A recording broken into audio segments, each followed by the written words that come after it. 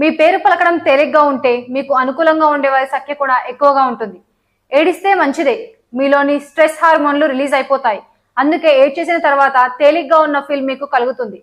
Fact number 3, అతి ఆలోచనలు కాస్త తగ్గించుకుంటే ఎక్కువ కాలం బతికే అవకాశాలు పెరుగుతాయి.